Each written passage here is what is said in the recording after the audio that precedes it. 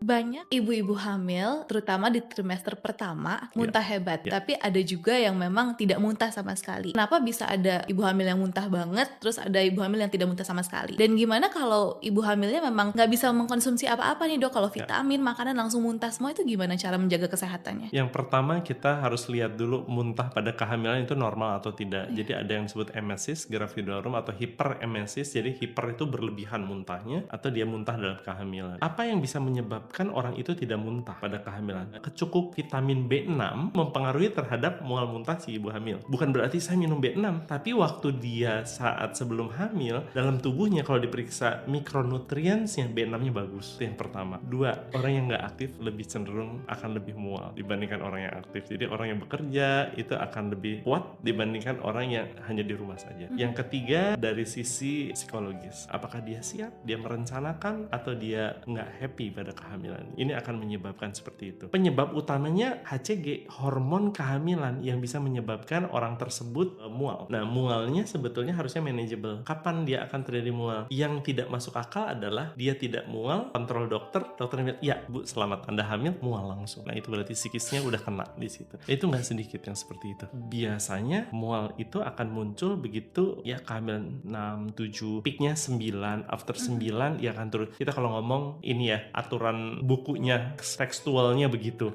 Oh saya 16 masih 20, itu kasuistik lah. Tiap orang beda-beda. Tapi kira-kira begitu hormonnya 9 habis 9 terus dia menurun lagi sampai dengan biasanya ya 10, 11 udah rada enak, 12 oke, 14 udah jagoan lagi, 14 udah naik berat badannya. Nah itu yang kita kadang-kadang harus sangat hati-hati di masa-masa tersebut. Seringkali dokter itu begitu datang komplainnya adalah, dok saya nggak enak kayak orang sakit, ini apa sih? Dokternya kenapa suka mesem-mesem aja? It's a good news. Karena dengan ada keluhan seperti itu, janinnya berkembang. Tapi kalau bilang, saya jagoan nih, wah saya nggak rasa apa-apa, dokternya deg-degan, mau USG, apakah ini berkembang atau enggak gitu. Kita juga harus bisa melihat peran hormon ada di situ. Dengan orang yang siap hamil, orang yang sibuk saat hamil, yang merasakan mualnya pada saat dia sore hari, bukan morning sick lagi, mungkin jauh akan lebih sehat dibandingkan dengan orang yang tidak menyempatkan untuk dia aktif. Dalam arti kata gini, saya kan ibu rumah tangga, berarti saya nggak ada kerja. Bukan itu maksud saya gitu. Mungkin dengan ada sesuatu yang sifatnya triggering bahwa dia tuh suruh mikir,